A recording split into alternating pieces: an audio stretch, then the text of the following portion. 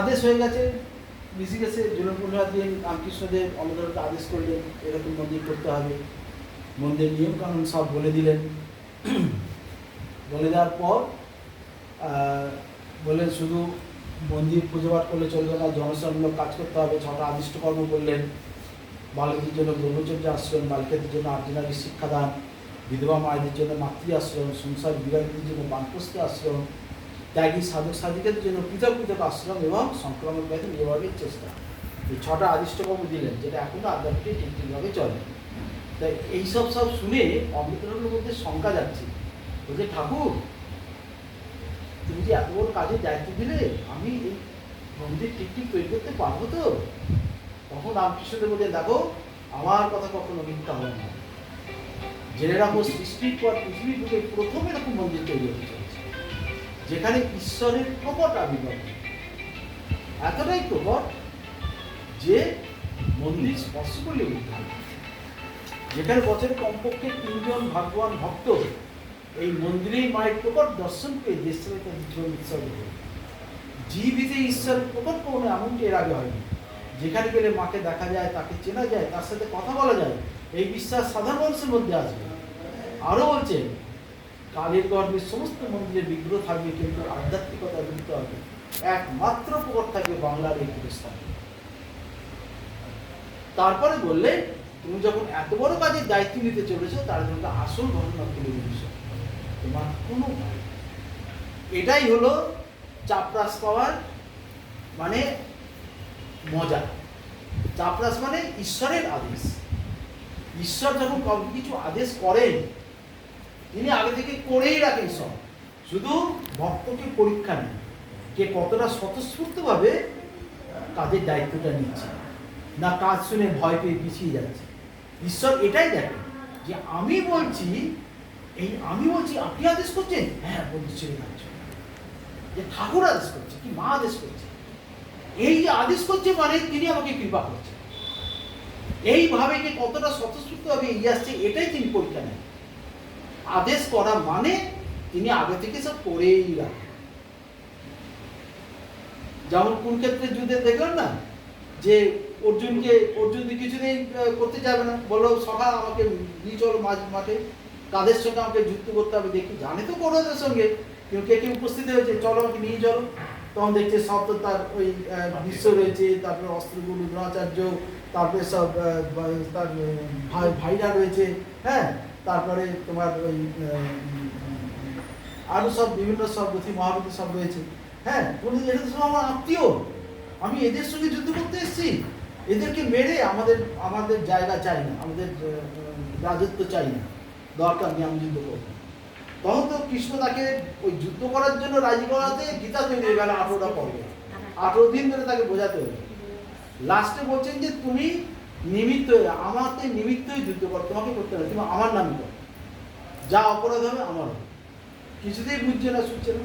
তারপরে যখন সেই বিশ্বরূপ দর্শন দিলেন, তখন দেখছেন যে মারবে কি সেই বিশ্বরূপ দর্শন, মানে কোটি সূর্য একসঙ্গে হলে বিশাল চেহারা কৃষ্ণ বিশ্বরূপ, মানে বিষ্ণুর চেহারা নিলেন, হ্যাঁ, মানে শত শত মুখ, হ্যাঁ, তারপরে তার সর্বাঙ্গ থেকে সহস্র সূর্যের জ্যোতি বেরিয়ে আসছে, তার দিকে তাকাতে পারছে না, এরকম উঁচু করে রাখতে হচ্ছে, আকাশ সমান তার চেহারা, হ্যাঁ। আর ওই যে সহস্র মাথা, ওই মাথার মধ্যে সব জ্যোতি মহারথী, সব মুখ থেকে সব লেলিয়ান শিখা বেরোচ্ছে, আগুনের শিখা বেরোচ্ছে, তার মধ্যে সব রথী মহারথী সব মুখের গাছের মধ্যে এই দৃশ্য দেখালেন যে তুমি মারবে কি, আমি মেরেই রেখেছি সব, শুধু তুমি কি নিমিত্ত হতে হবে। তা সেই রকম এখানে ঠাকুর যখন চাপরাস দিচ্ছেন যে এই মন্দির করতে হবে, যে মন্দির করলে দেশে ধর্মের জোয়ার বইবে, মন্দির স্পষ্ট উদ্ধার হবে, তুমি যাদের উদ্ধারের জন্য ব্যস্ত করেছো, হ্যাঁ, তো তাতে ভয় পেলে চলবে। কিন্তু অন্য ঠাকুর বলছেন আমি পারবো কি। তারপরে তাকে অভয় দিয়ে বলছে, তুমি যখন এত বড় কাজের দায়িত্ব নিতে চলেছ, তাহলে তোমাকে আসল ঘটনা তুলে বলিস। এবারে ঠাকুরের কথায় আসল ঘটনা সেটা কি, তোমার কোনো ভয় নেই। গত জন্মের দেহ রক্ষার 32 বছর পর আবার আমি বাংলায় যাচ্ছি, মানে এলুম। গত জন্মের দেহ রক্ষার 32 বছর পর মানে রামকৃষ্ণদেব দেহ রেখেছিলেন 1886 সালে, ঝুলন একাদশীর দিন, 1886 থেকে 1914 বছর, আর এটা 1918 সালে ঝুলন পূর্ণিমা। মাকে পেয়েছি আমরা 1914 সালে রামনবমী তিথিতে, তখন ঠাকুরের দেহরক্ষা 28, কিন্তু সব তো প্রি প্ল্যান করাই আছে, ঠাকুর আবার 32 বছর পর আসবে, ওই জন্য মায়ের বিসর্জন হওয়ার পরেও 4 বছর অপেক্ষা করলেন 1918 সালে ঝুলন পূর্ণিমা রাতে।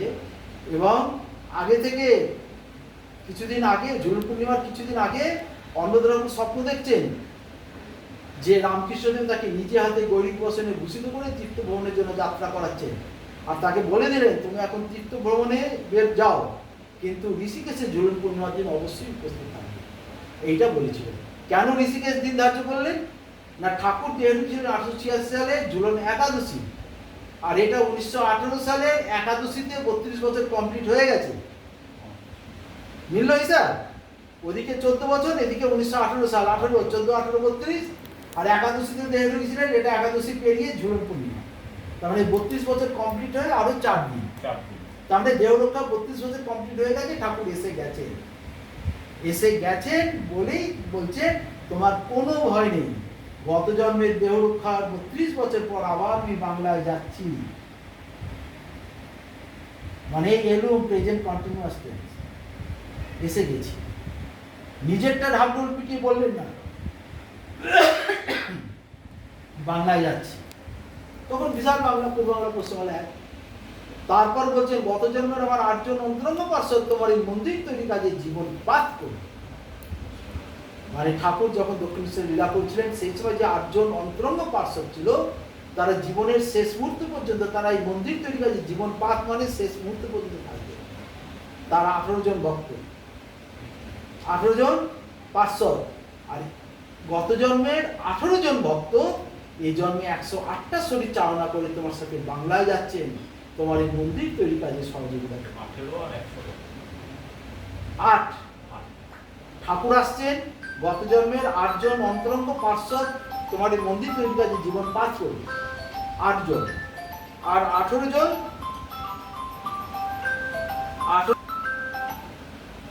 18 জন ভক্ত, তারা 128টা শরীর চালনা করে আসছে, ঠিক আছে?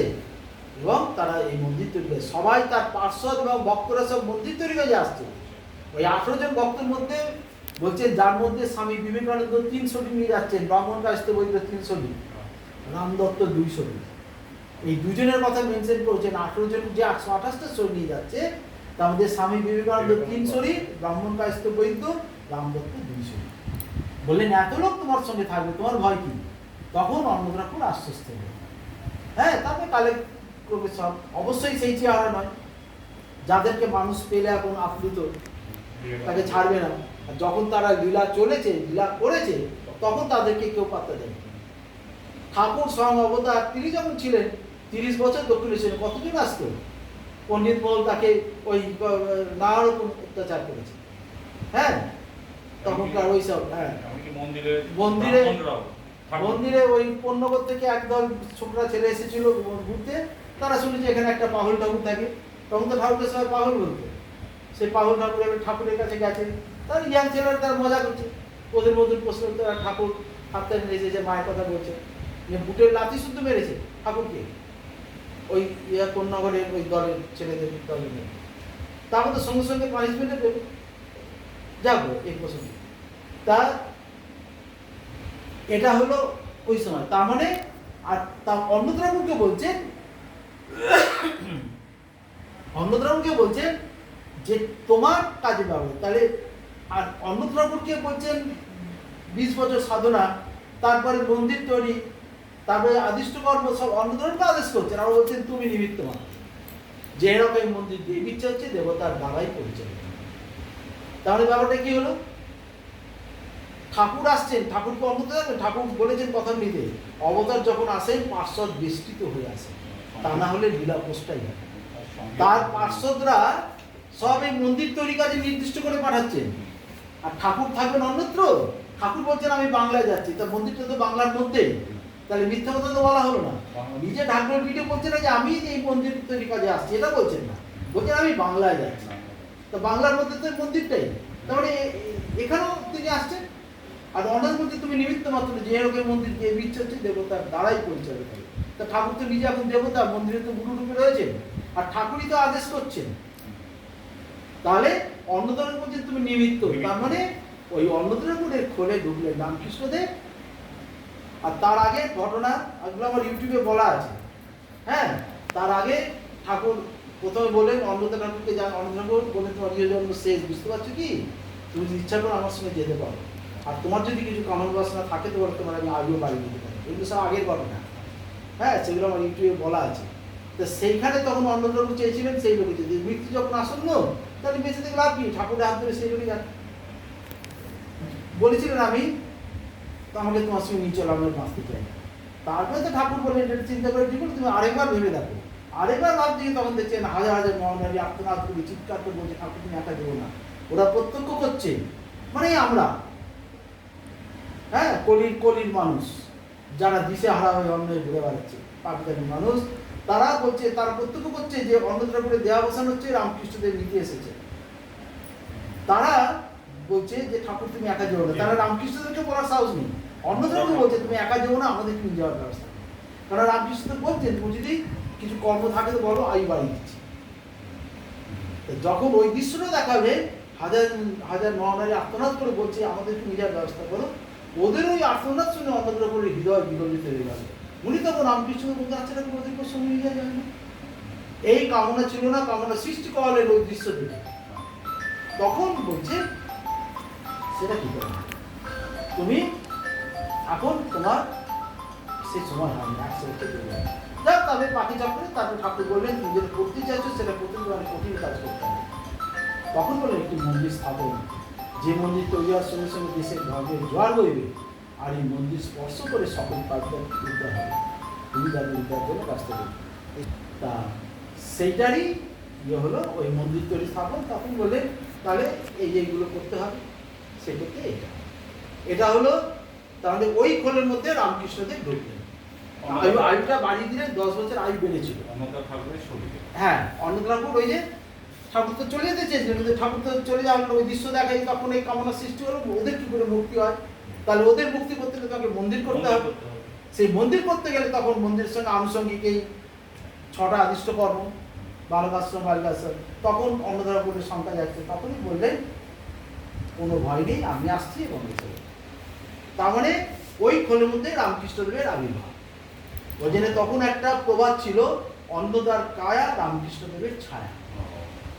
মানে ওই খোলে যে অন্নদা করে আত্মা ছিল সেটা চলে গেল সেই।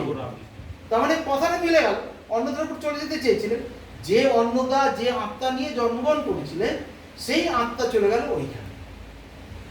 অন্নদা বলছে দেহটা তো আমি নই, দেহটা কি যায়? দেহটা তো পড়ে থাকে এখানে, আত্মাটা বেরিয়ে যায়।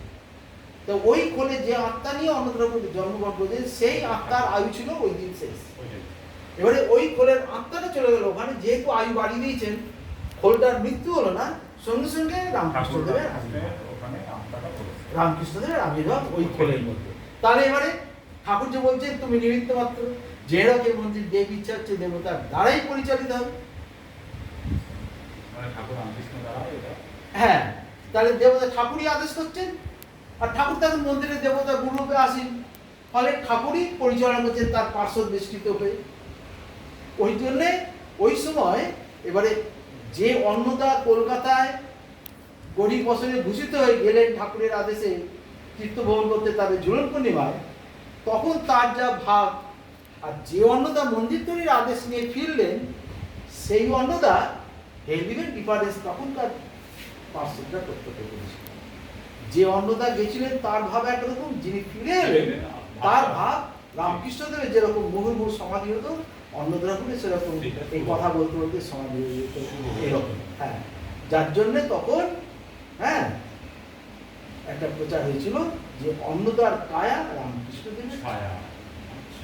মানে শরীরটা অন্নদা, লোকে জানছে অন্নদা, কিন্তু ভেতরে ছায়া। তাই এবারে তার মানে মন্দির কে করলেন?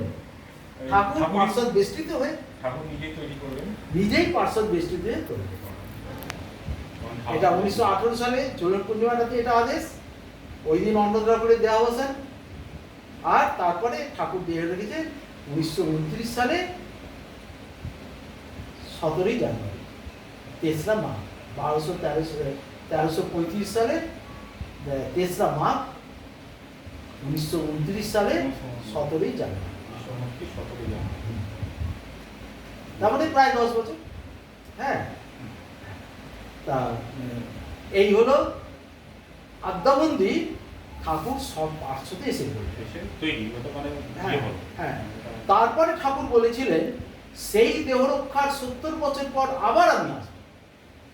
মানে গত জন্মের দেহরক্ষার 32 বছর পর আমি আসছি, সেই দেহরক্ষার 70 বছর পর আবার আমি আসবো। এইরকম ভাবে আমাকে আরো 11 বার আসতে হবে, যতদিন না বাংলার প্রতিটা মানুষ আধ্যাত্মিক ভাবধারায় অনুপ্রাণিত হয়। প্রত্যেককে আধ্যাত্মিক ভাবে ভাবিত হয়ে সেখানে যেতে হবে। মানে সবাই ঈশ্বর হয়ে ঈশ্বরের সাথে মিশে যাওয়া, তখন সবাই মুক্তি। আরো 11 বার, মানে ঠাকুর এসেছিলেন ফার্স্ট টাইম রামকৃষ্ণদেব হয়ে দক্ষিণেশ্বর লীলা করলেন, সেকেন্ড টাইম 32 বছর পর সব পার্শ্বদে এসে আদ্যা মন্দির বললেন, তারপরে সেই দেহরক্ষার 70 বছর পর আবার আমি আসবো। হ্যাঁ,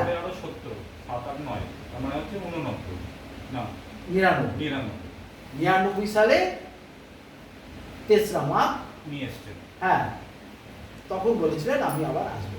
তা সেইটা যে তিনি এসেছেন সেইটার কথাই তোমাদের বলেছিলাম। এইবারে সেইটা বলবো। এখন এখানে এটা শেষ করছি। হ্যাঁ, কারণ 100 করে বেশি বড় হয়ে যাবে।